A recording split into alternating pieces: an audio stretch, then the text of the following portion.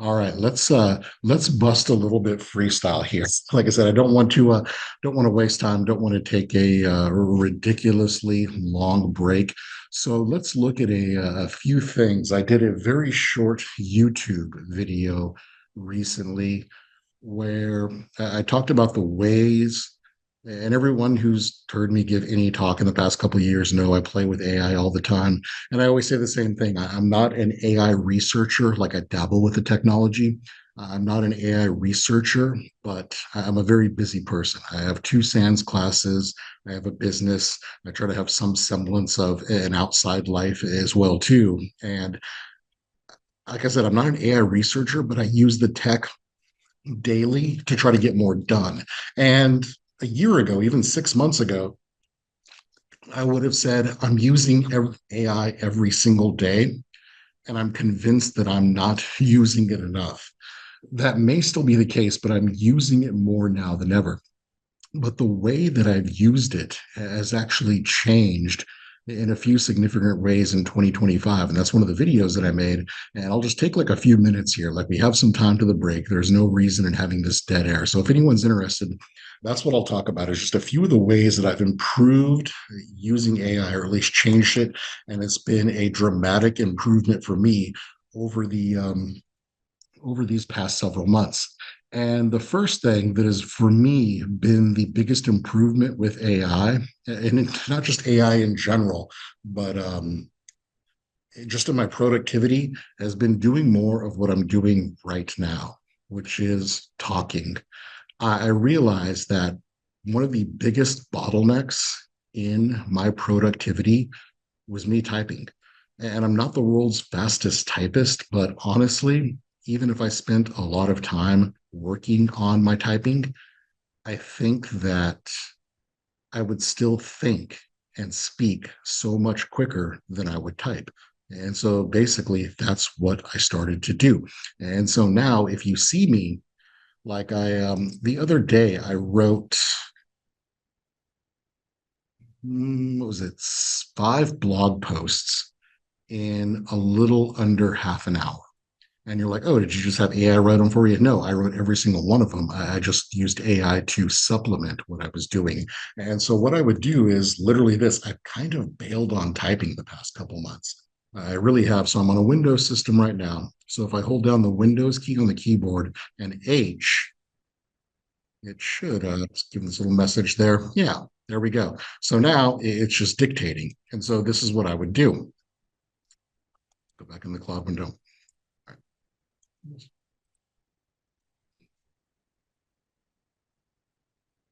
Okay, I'm getting ready to dictate something to you. And when I'm done, I want you to clean it up for a blog post. Don't change really my words, what I'm saying, my style. Just clean it up a little bit for a blog post. And now I'll just start speaking and I'll start talking about what I want to talk about the exact same way that I would explain it to a normal person. Just like I was talking to any one of you, I would be talking to this. And I may stutter, I may say something and then correct it. I may kind of stand for a second. Like I may have these things, these just kind of impromptu things that you have when you're normally talking, and none of it matters because when I'm done, Claude is just going to clean it up. And if anyone wonders why I kind of switched from OpenAI to Claude, Claude, specifically the paid version, I have the paid version. It's like $20 a month for Claude. And then I just upgraded my Chat GPT plan too. I'll talk more about that in a minute.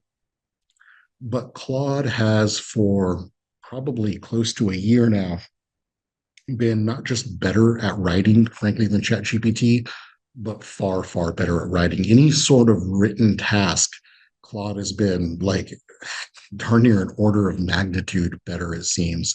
And I've described it to people before as in like with Chat GPT, when I ask it to write something, I pick and choose what I like. With Claude, I pick and choose what I have to change. And now when I'm just dictating and kind of going to this model, I don't even have to do that. So now I can just hit enter. And even though that wasn't a coherent blog post, it will kind of sit there now and it will clean it up and kind of format it into something that I will like. And oftentimes right? Come up with a title for me. Yeah, why switch to Claude for writing? And you can see there, it's just sitting there. I don't have to worry about spelling. I don't have to worry about anything. And so, first things first, just bailing on typing has been the biggest improvement for me in productivity, or one of them this year. So even if you're a good typist, you probably would stand to get a little bit of improvement from that. But if, like me, you're not the world's fastest typist, and I realize depending on where you work, speaking like this isn't always an option. But if it is, at least in your home life, it's something to think about. I always encourage students to do that too. Let me make a folder here called ad hoc for one of the things I'm going to show in a second. But it's one of the things that I always encourage people. I say be as forward leaning with AI as you possibly can. And what I mean by that is forward leaning is very aggressive with it, very eager to use it. And you're like, well, I can't at work, right? I can't work. I can't because of this. I can't because of that. Cool. What about your personal life? What about your personal life? In a few minutes, when I look at the deep research on Chat GPT on OpenAI, I'll talk about a personal life thing that I used it for just a couple of weeks ago. But use this the amount of productivity, the gap between someone using AI and someone who is not using AI is insane. It really, truly is. I remember when I was a little kid going to Ohio when I was young, in kind of the middle of nowhere, not the big city, middle of nowhere called Coshocton County, Ohio. And there was Amish there, like making, like all sorts of cool stuff. And I saw the Amish use power tools, and I'm like, wait a second.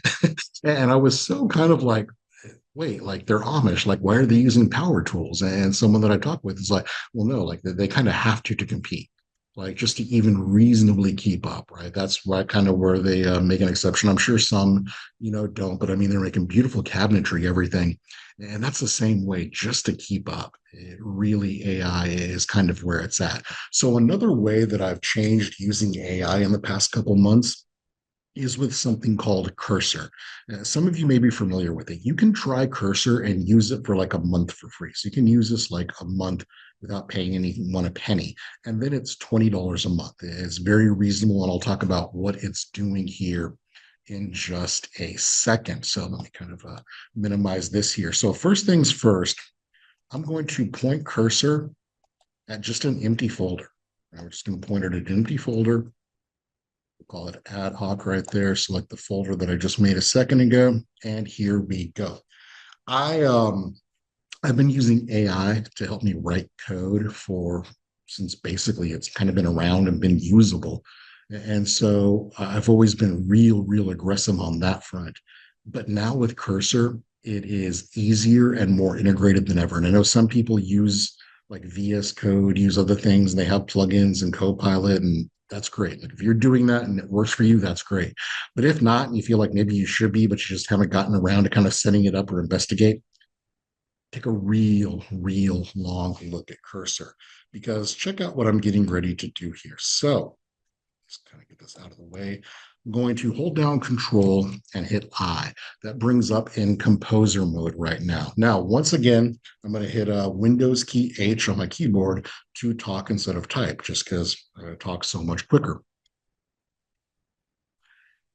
I need you to write Python code to work with the Have I Been Pwned API. I believe the newest version is V2, and take a lists of emails that I give you and run them through the Have I Been Pwned API and give me a list of all the breaches that they've been in, along with information about that breach in a nice, well formatted HTML report, and have a config.json file that has the key and any other configuration settings as far as what directory the report's going to get written to, etc. And now, when I hit enter, it just starts writing the code. And if you look over here on the left-hand side of the monitor, it is creating all of the files for me. This is absolutely ridiculous. It is black magic if you have not played with it before. It just really truly is. And you're walking it like set everything up. going through, making the key, and we can just sit here. We can run it now. Now let's do this even. Control I is composer mode. It's kind of like it writes files, it can do things. You can also do Control L just to chat with your code. We'll still in the composer mode. We'll just stay here right now. How would you improve this program? And so this is what I'm doing with all my old code maybe that I wrote 2 years ago with the help of AI, but I know it could be even better now. And so now I will take my old code, pointed it here, and I will ask exactly this. And it's like, oh, yeah, no, we can go through, we can do this, we can do this, we can add this, we can add this, and you can pick and choose exactly what changes you want to make. And you can roll back changes. You can do basically whatever you want. Just tell it what you need. I was last week working with an API that I was familiar with, but not too familiar with. There was a new version of it. And so what I did is I just downloaded the documentation for the API and I saved that as a markdown file this folder, in this folder. And when I put in my prompt in here and I hit enter, it is working with whatever file I'm looking at here, and it can access, it can make changes, etc. When you hold down control and hit enter, you can kind of see it down here, like you see there, it gives it basically mode to your entire access to your entire project. And so all the files, everything here in that directory, it can access and see. And so then, like I said, I took the documentation for this API, I just saved it, called it a markdown file in that directory.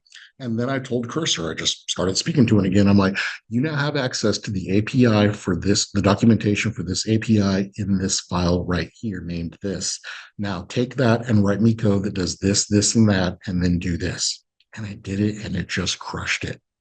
And it's still best practice to write things in. I use the analogy a lot when I'm teaching the SANS advanced course, the SEC 587 with Python.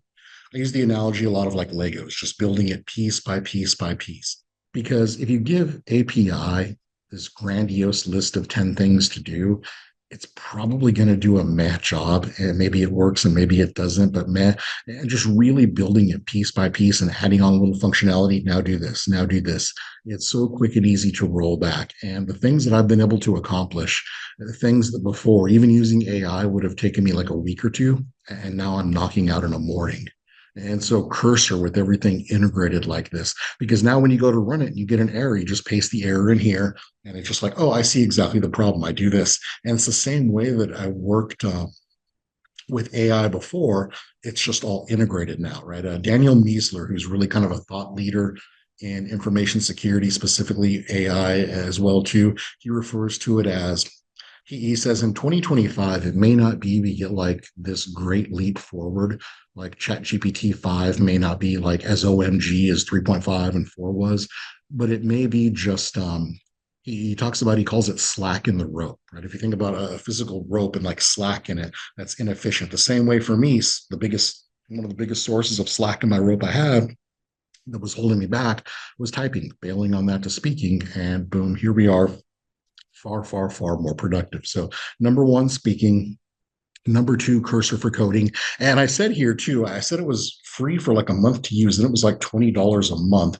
If we look here, if I zoom in down in here, we see that right now I'm using Claude. I'm using Claude 3.5 Sonnet, their newest model, to do my all the code right here. And it's not an API key that I gave it. This is all built in. They are taking care of it all. And they have these models, and they have Claude, they have ChatGPT, they have a local US hosted version of DeepSeek that you can use if you want to. You can sit here and choose from. And so you don't have to, you're not paying anything else. You're just paying the $20 a month, and then they're taking care of everything behind the scenes. You don't have to do it before you. So that's, to me personally, I personally consider it a bargain. Like I said, I'm doing dev work in a morning that before would have taken me a week or two, even with using AI, just because everything is so kind of more streamlined and included. Let me see if there's any questions based on anything so far. It doesn't look like that so far in there, so that is fine. I will keep on going for a little bit more. So the next thing, this has been a recent And I posted on LinkedIn like 2 weeks ago. I said, I paid $200 to upgrade my Chat GPT account so you don't have to. And I just kind of wanted to show because basically, I've had the paid Claude plan. It's about $20 a month for all my writing. And then I've had the Chat GPT $20 a month plan that I just use for like lower level stuff. Like, hey, just do this, do this. It's just kind of more a simple task. So I'm not using up my Claude usage kind of throughout the day. And honestly, normally it wouldn't have been an issue. And I even thought a couple of points about, do I even need the Chat GPT? Because I use it from the API all the time, but the API, that's like a penny or two when I'm running stuff. Like people don't realize how cheap it is to tap some of these even like frontier large language models on the when you're using it as an API. That's one thing. I've got a few labs now that I try to expose students to doing that. But anyway, I've honestly thought like just kind of canceling my OpenAI ChatGPT subscription and using it through the API. And then they came out with this thing called Deep Research. Was it maybe 3 weeks ago? And the problem is, it wasn't available for the $20 a month plan. It was only available for their baller $200 a month plan, which before a couple of people that I knew that were on the $200 a month plan are like, no, it's not even close to worth it. Right.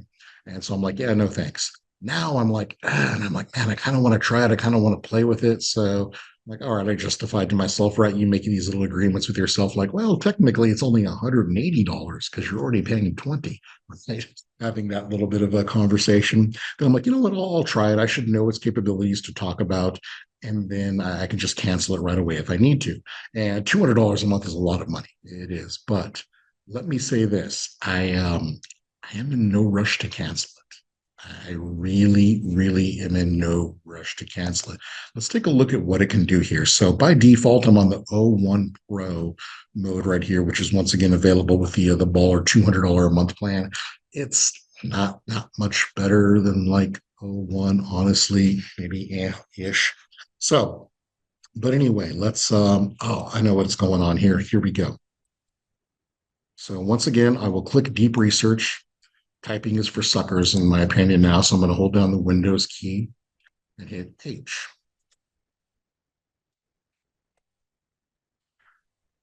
Hello. I am currently at the SANS OSINT Open Source Intelligence Summit here in Washington, D.C. We have attendees from all over the world, and the summit the past couple of years has always been in D.C. I think that we should continue to have the summit in DC, but I think we should have a second OSINT summit every year, and it should be over in Europe, likely either in London or Amsterdam. Help me formulate a convincing argument to take to SANS for us to add a second open source intelligence summit every year in Europe. Now, when I hit enter, you give it what you want, and now it comes back to you just one time. It's not a long process, but it comes back to you one time with some clarifying questions, right? Hey, what do you mean by this? What's more important to you? How important is price to you? How important is this to you? Okay, cool. The main objective is just to, we always get a lot of attendees from Europe, and it would be nice to have one over there, frankly, to kind of open it up to people who maybe don't have the ability to travel to the United States. Who's your target audience for European Summit? Shoot, OSINT, right? I mean, government agencies, right? All of the, mostly like government agencies, private sector, cyber defense, journalists. Yeah, like all of the above, right? Could benefit from it over there. Do I have any data or feedback from past attendees? No, not really. That's why I'm coming to you for. Come on now. And you see, I'm talking to it like a normal person, right?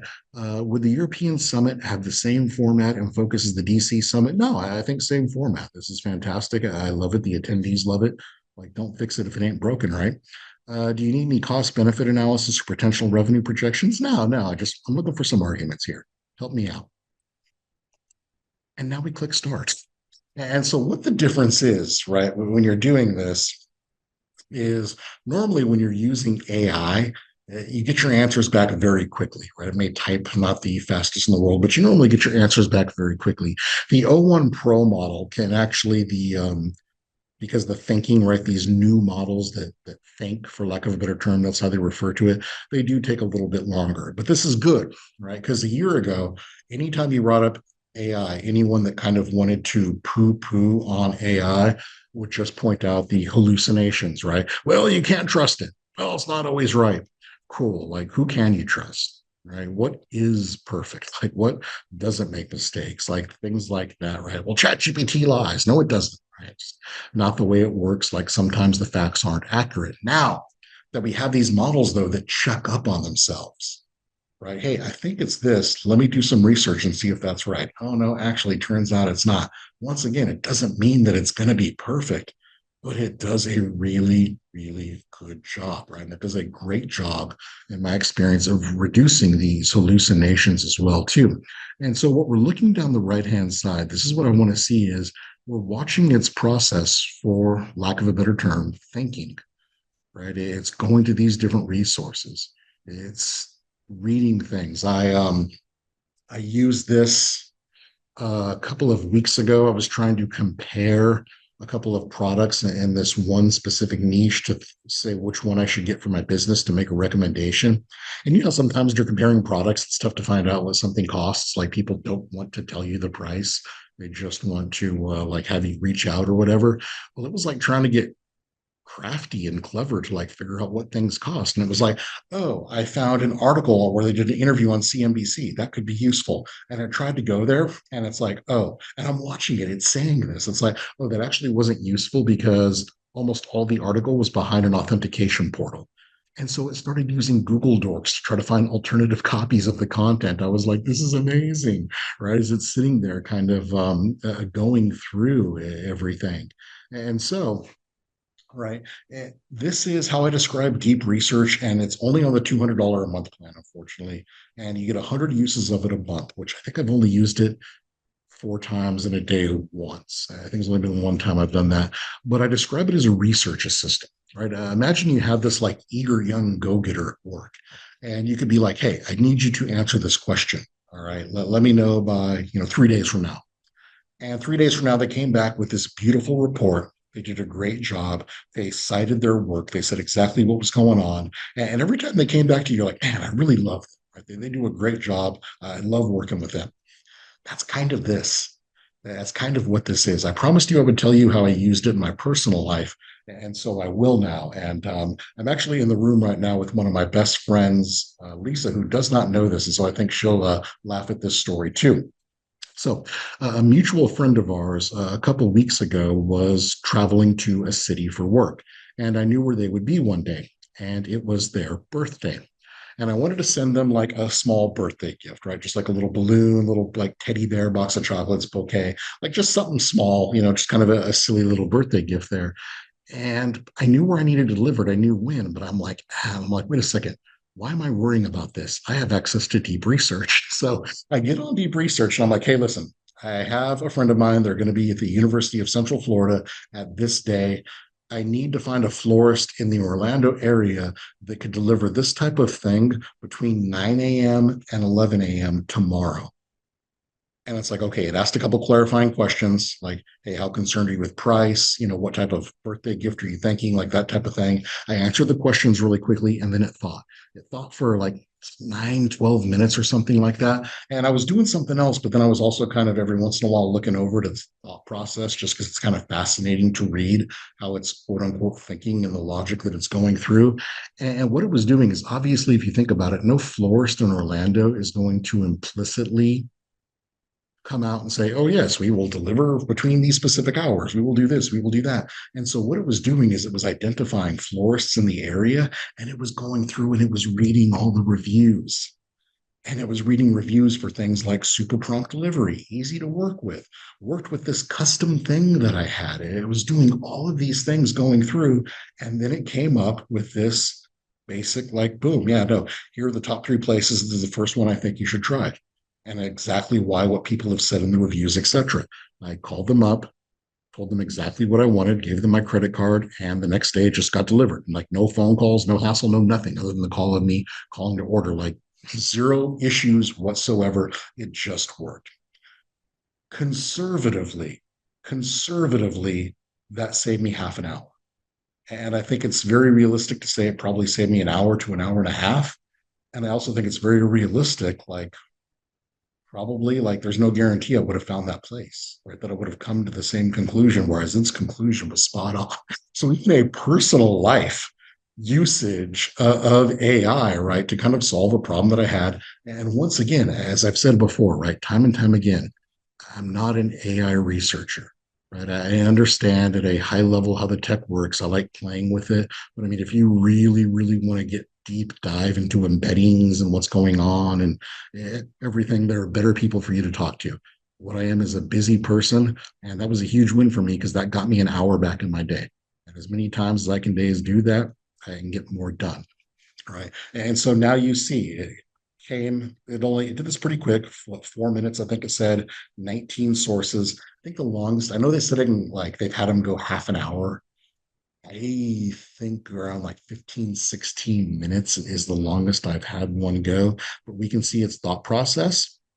We can see exactly down here the demographics, what it's going through. And if you notice, everything is sourced. And what's really cool, I found out as I was looking through something the other day I had it work on, is when it shows the link here, when you actually click on it to go to the page, the way that it formats the link is the section of text that it's referencing is actually highlighted on the page. It's really, really kind of cool. It is, but that is a another one I realize most people don't have access to this, and that's totally fine. Like I said, $200 a month is a ton of money. But part of the reason why I did it is just to show people, right, just kind of what the capabilities are so they knew. And also, even without this, right, using these newer models, we can still do very, very similar requests. So, see if you have any questions, any comments like that before we get to the break right there. Yeah, it's 100 queries a month. So, I usually what I found myself doing is obviously there are some days when I won't use it. Oh no, no problem. There's some days when I won't use it at all. I it was last week. I forget what day it was. It was like Wednesday or something last week. I told my wife that night, I'm like, because I just used it. I used it late at night. A thought popped in my head, and I'm like, oh, well, that's deep research, and then look at the answer tomorrow. And I told my wife, I'm like, I think that's the first time. I said that's either the third or fourth time I've used it today. I said, I think that's the first time I've done that. The perplexity, it's a great question. Someone asked me that last week. I have not had a chance to do a smackdown between the two. And the reason I say I don't have a chance to is I think doing like 1 and 1 like wouldn't be necessarily a fair comparison. I would want to do like 10 and 10, if that makes sense. So I need to do the SmackDown. I also know, right? I mean, there's people doing like open source, like homegrown stuff, doing this with local model as well, too, with vector databases and RAG and all that type of tech. So it's very doable. I will tell you it's a blog post that I just wrote the other day.